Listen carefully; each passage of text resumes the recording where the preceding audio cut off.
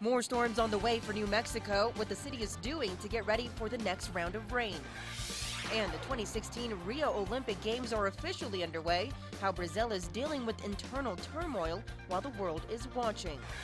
Plus, what a New Mexico state representative is doing about a parking issue in one big tourist city.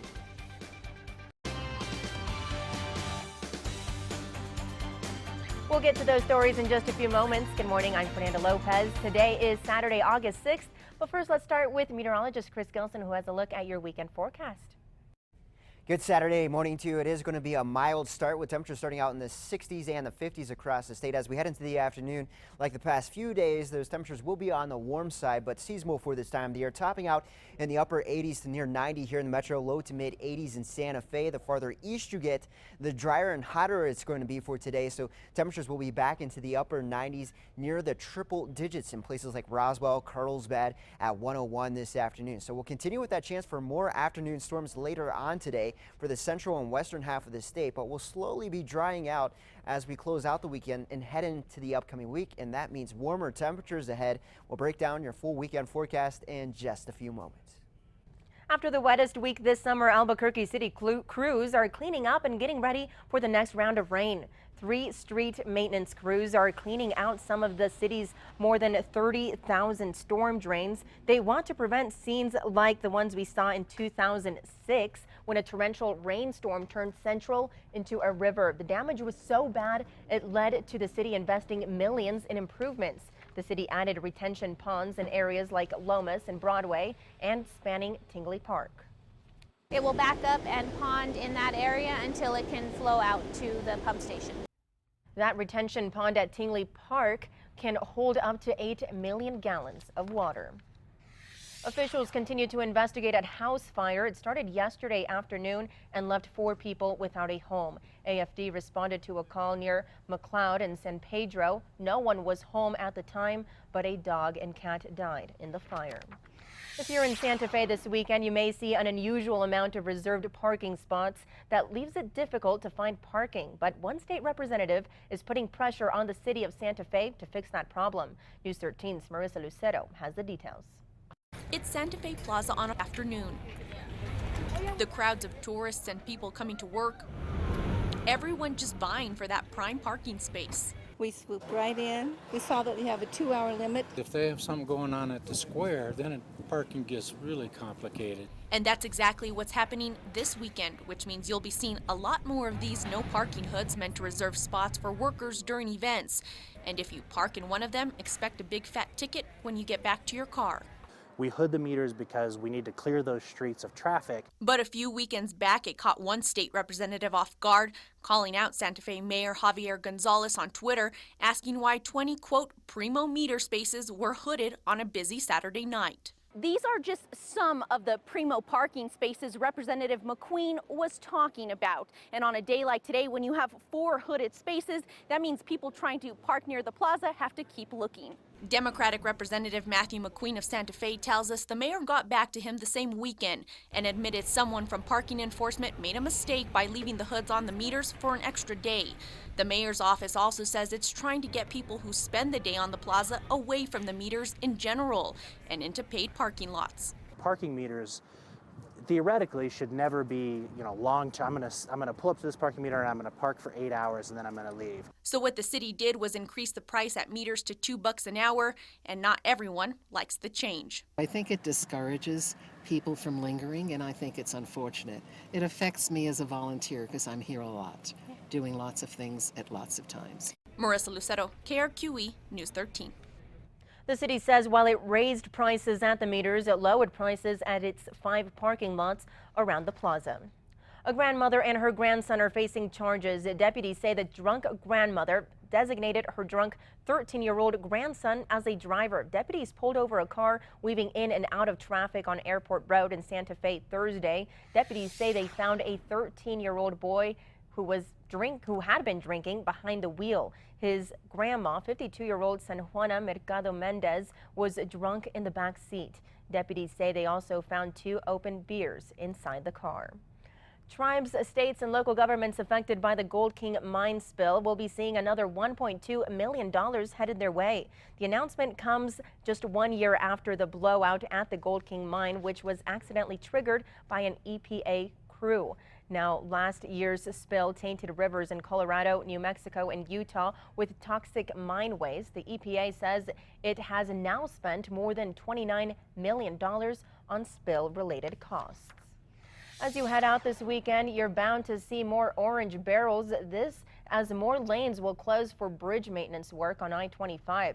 Crews will continue bridge work on I-25 southbound over Manal Boulevard. This is southbound only as you approach the I-25 and I-40 interchange. That means there will be left and right lane closures. Those closures began last night and will open back up Monday morning at 5. NMDOT has bridge maintenance work scheduled during weekends throughout the month of August. And you can check up on this and other road closures on our KRQE News app. Today, the eyes of the world are focused on Rio de Janeiro as the Olympic Games are underway. The country is putting on the Games at a time of economic and political turmoil. Jamie Lucas takes us inside the Brazilian city's first big test, the opening ceremony. Millions around the world tuned into the Olympic opening ceremony at Rio de Janeiro's Maracana Stadium that highlighted Brazilian culture with the help of nearly 5,000 performers and volunteers. Along with about 11,000 athletes, supermodel Gisele Bündchen participated in the 3-hour ceremony. But Brazilian soccer great Pelé stayed home because of health problems. Those who scored a ticket got to check an item off their bucket list. Every day it's getting closer and it's getting more exciting. While the excitement around the stadium builds, so does the frustration of many locals who believe the Olympic Games have not been good for the country. A 20-minute walk from the opening ceremony stadium, people protesting the games gathered and were searched by a strong force of police officers. Protests erupted throughout the day. Supporters of Brazil's ousted president blocked the main road that runs alongside Copacabana Beach, forcing the Olympic torch procession to deviate from its planned route. Are you upset the Olympic Games are here? Yeah, very. Militarization of our city has killed more than 2,500 people. And more fireworks are likely yet to come on the streets, not far from the Rio Burst Friday night above the stadium. In Rio de Janeiro, Jamie Lucas, CBS News.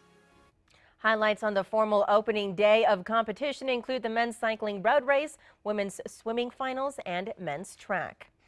Caught on camera, an inmate is still alive today after an Arizona correctional officer prevented an attempted suicide. It happened Monday at the Estrella jail in Maricopa County. Once the officer opened the inmate's jail cell to escort her to the medical unit, the woman tried to jump over a top floor railing. The officer had to pull the inmate back twice to save her life. The officer suffered minor injuries during the incident. It's a good weekend to get the kids ready for back to school. The details on tax-free weekend around the state. And a deadly crash overnight closes a section of the interstate. What police know right now. Plus, an overnight fire in France leaves at least 13 people dead. The latest on the investigation. We'll get to those stories in just a few moments. Thanks for staying with us. I'm Fernanda Lopez. Today is Saturday, August 6th. But first, let's take a look at what's ahead in your weather forecast. Here's meteorologist Chris Wilson. Good Saturday morning to you. It is going to be a mild start with temperatures starting out in the 60s and the 50s across the state. As we head into the afternoon, like the past few days, those temperatures will be on the warm side, but seasonal for this time of the year, topping out in the upper 80s to near 90 here in the metro, low to mid 80s in Santa Fe. The farther east you get, the drier and hotter it's going to be for today. So temperatures will be back into the upper 90s near the triple digits in places like Roswell, Carlsbad at 101 this afternoon. So we'll continue with that chance for more afternoon storms later on today for the central and western half of the state, but we'll slowly be drying out as we close out the weekend and head into the upcoming week, and that means warmer temperatures ahead. We'll break down your full weekend forecast in just a few moments. New this morning, deputies are investigating a fatal crash near I-25 and Broadway that happened overnight. The BCSO says a 60-year-old woman was traveling too fast and crashed into a curve. The unidentified woman died on scene. They say drugs and alcohol don't appear to be a factor in the crash. Deputies closed the area around midnight and reopened it at around 3:30 this morning. We'll keep you updated as we learn more information. Also new this morning, APD arrested a teenager who allegedly fired shots in northeast Albuquerque around 2 this morning. Police have identified him as 17-year-old Andrew Winfield. They say Winfield and a neighbor got into an argument over loud music, which led to Winfield taking out a gun and making threats. Officers got to the area and eventually arrested him. Winfield is being charged for aggravated assault with a deadly weapon and shooting at an occupied dwelling. We'll be sure to keep you updated as we learn more information. New this morning, a fire swept through a bar in the city of Rouen in France, killing at least 13 people and injuring 6 others at a birthday party. French officials say more than 50 firefighters battled the blaze at the bar, which started late Friday night or shortly after midnight. The local newspaper reported the fire started in the basement after the ceiling quickly ignited when candles were lit. Now, footage from the scene showed the front window of the bar blown out. Officials are still investigating the full cause of the blaze.